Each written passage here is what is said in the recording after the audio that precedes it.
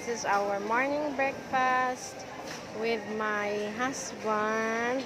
Hello, good morning. And this is my coffee with my Philippine delicacy. And then him, it's coffee, espresso, tuna, and Red Bull. And then I will let him taste the Philippine delicacy.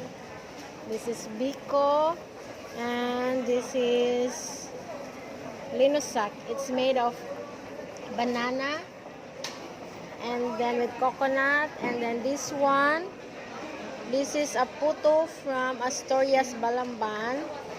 And I want him to taste this one before he going back to his country. And every taste, I want to hear what can he say of the taste. Will you? That's banana. Cardava banana.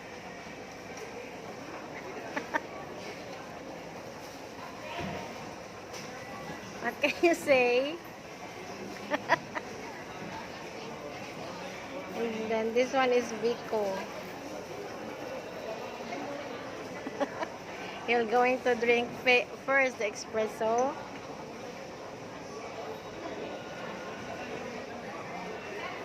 He's trying to figure it out. What's the taste? Where are the bananas?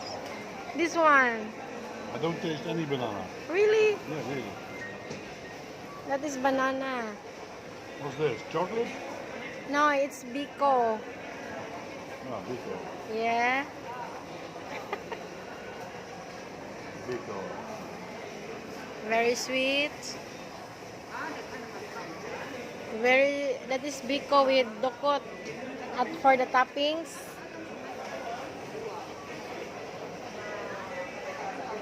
Tastes good? Sweet. No. Not. Yeah, I like this one. And that one, that is poto in Balamban.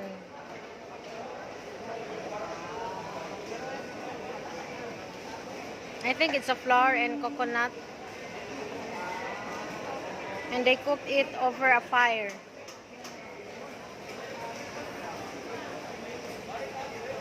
I don't taste coconut.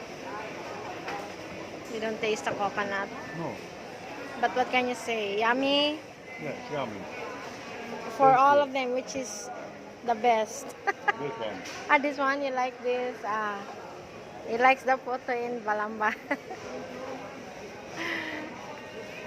Okay, bye everyone. Have to take our breakfast first.